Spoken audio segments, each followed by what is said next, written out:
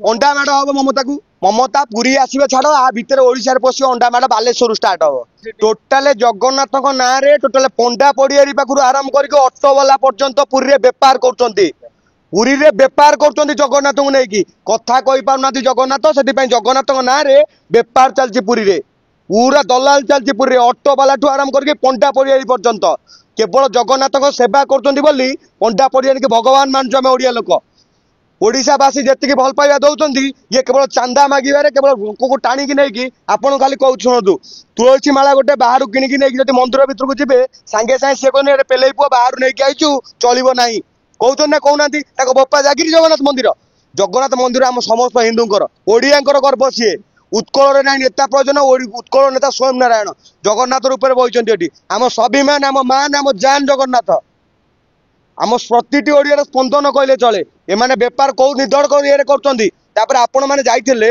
जो दैतापति पाखक दैतापति कहते मत कहीं पचार अरे कहीं पचारूनु आम कौन पर पचारूनु तुम ब्रह्मा तुम बिड़ी बिड़े आम वेद मानबू ब्रह्मा तुमको कहीं पचारू जगन्नाथ स्वार्थ तुम घरे पशिक जवाब मागू जगन्नाथ आज कथा कही पार बोल तुम कौन बसई से रजा सी आम ओडार हलीगले हलीज ओडा हलीगले ओडा हलीज जदि मृत्यु भी आसे आम सामना करूँ जगन्नाथ तुम बेपार कौन कर जगन्नाथ को लेकिन ऑटो वाला पाखु आरंभ कर शुणु आज्ञा चेयर बेपार ठू आरंभ कर 50 टका शौचालय ब्लू फ्लैग बीच रे लोक देकी गाधे आउଛନ୍ତି 50 टका दौरान गाधे खाली लुणा पानी आइले सी पानी गाधे 50 टका गवर्नमेंट नौ टैक्स 50 टका नौ गवर्नमेंट तापर गवर्नमेंट कई पत्र किए रखिबो आ जानिनी कोन दारू पळैला टिके पुओ जे कहउछन से कहउछन जे माने सेठी नै नथिले बोली कहउछन।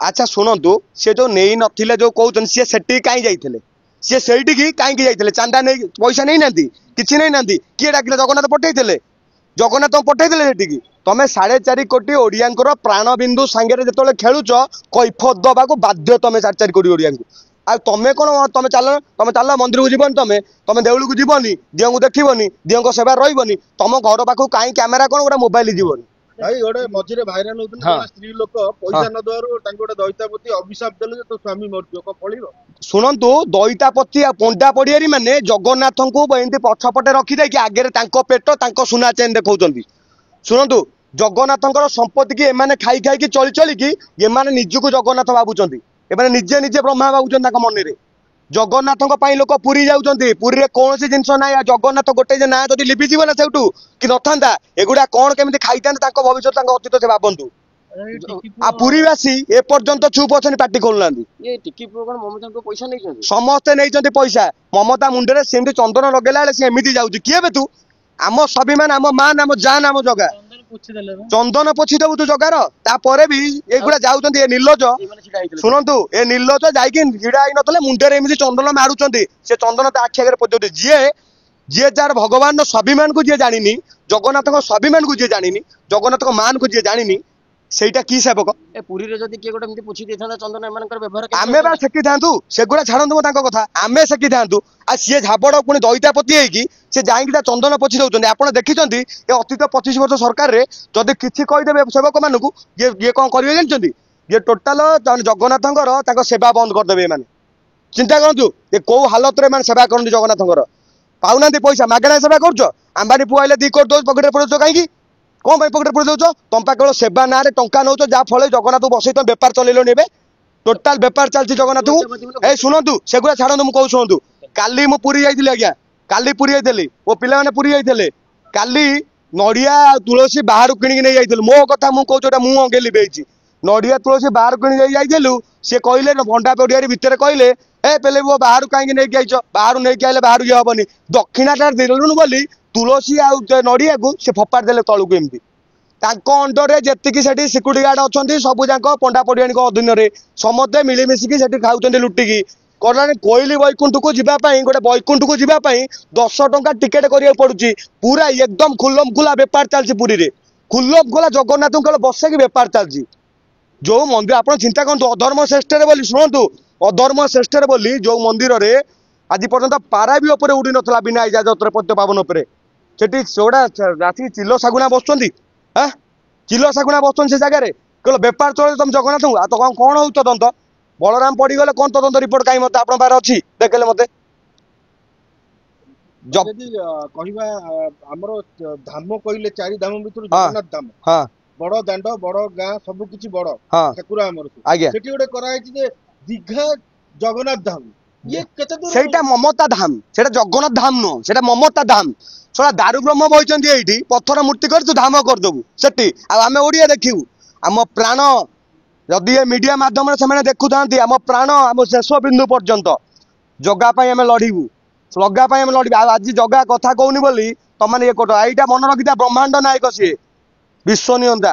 ଯାହାକୁ ନେଇକି ଖେଳୁଛ 100 ଥର ଭାବିବ, କିଛିଟା ଟଙ୍କା ପାଇବ ସତ, କିଛି ଟଙ୍କା ତମେ ଅତୀତରେ ବିଜେଡି ପାଖରେ ବି ବିକି ଦେଇଛ, ବିଜେଡି ପାଖରେ ବି ବିକି ଦେଇଛ, ନେତା ମାନଙ୍କୁ ନେଇ କୋଳରେ ଶୋଇଛ ମନ୍ଦିର ସମେତ ଗୁପ୍ତ ଗୃହରେ। ଜଗାକୁ କେହି ଛୁଅନ୍ତିନି, ତମକୁ ଏତେ ବଡ ଠାକୁର ଦାୟିତ୍ୱ ତମକୁ ଦେଇଛନ୍ତି, ଏଇଟା ତମେ ସୌଭାଗ୍ୟ ମଣ। ତାକୁ ଦେଖିବା ପାଇଁ ଆମେ କୋଟି ଓଡିଆ ହାତ ଯୋଡିକି ଅନେଇଛୁ, ଦେଖିବା ପାଇଁ ଟିକେ ତା ଆଖିରେ ଆଖି ମିଶିଗଲେ ଆମ ଆଖିରେ ଲୁହ ପଳେଇ ଯାଉଛି।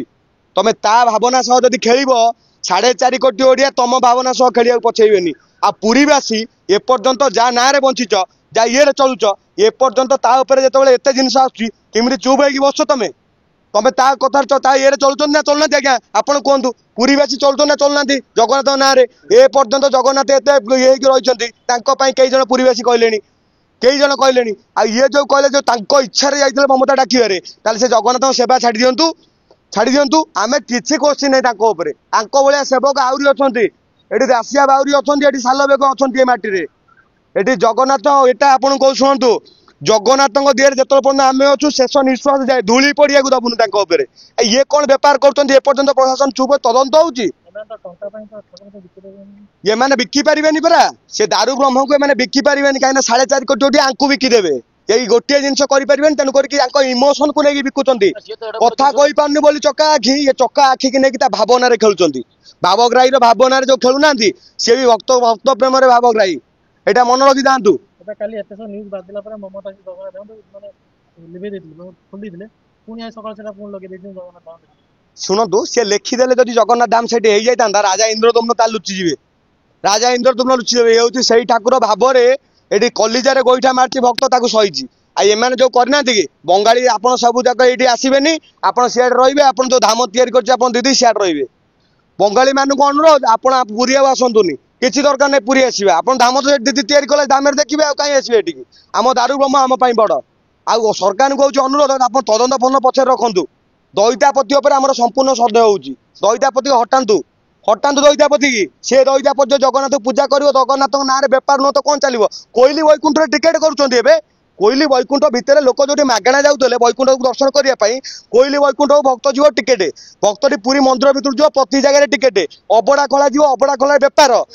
ମନ୍ଦିରରୁ ପୁଳା ପୁଳା ପଇସା ନଉଛନ୍ତି, ସେପଟେ ହୋଟେଲ ବେପାର କରୁଛନ୍ତି, ଲୁଗା ଦୋକାନ କରୁଛନ୍ତି, ଦଇତାପତି ମାନେ ବିଭିନ୍ନ ପ୍ରକାର ବେପାର ସାଙ୍ଗରେ ସଂଶ୍ଳିଷ୍ଟ ସବୁ ବେପାର ଦଇତାପତି ମାନେ, ହୋଟେଲ ପାଖରୁ ଆରମ୍ଭ କରିକି ପ୍ରତ୍ୟେକ ବେପାରରେ ଦଇତାପତି ମାନେ ସୀମିତ ଅଛନ୍ତି। ପୁରୀ ସହର ଭିତରେ ପୁରୀ ଲୋକ କମିଗଲେଣି, ସେଠି ଆମର ଆମର କଣ ସେଇଟା କି ଆନ୍ଧ୍ରା ଲୋକ ବଢିଲେଣି, ଆନ୍ଧ୍ରା ଲୋକ ପୁରୀ ସହରରେ ବଢିଲେଣି। ଆଉ ପୁରୀରେ ଘରେ ଘରେ ଲୋକ କହୁଛନ୍ତି ଆମେ କୁଆଡେ ଦାଦା, ଆମେ ଇଏ।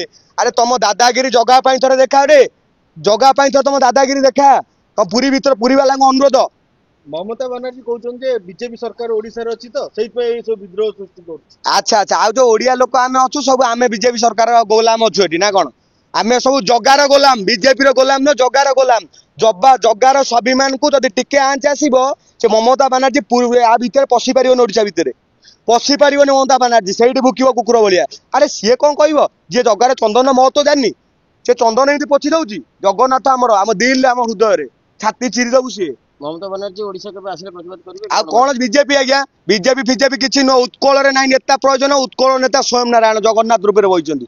ସିଏ କି ନେତା? କୋଉ ନେତା ଫେତା କିଛି ନୁହଁ, ଏଠି ନେତା ଜଗନ୍ନାଥ। ଆମେ ଜଗନ୍ନାଥଙ୍କ ପାଇଁ ବାହାରିଲୁ, ଆଜି ବିଜେପି ଅଛି ବୋଲି ବାହାରିଲେ, ଇଏ ବାହାରିଲେ। ତୁ ତ ସେଠି ଅଛୁ ଟିଏମସି, ତୁ କଣ କରୁଛୁ? ଧାମ ତିଆରି କରୁଛୁ ଆମ ନାଁରେ?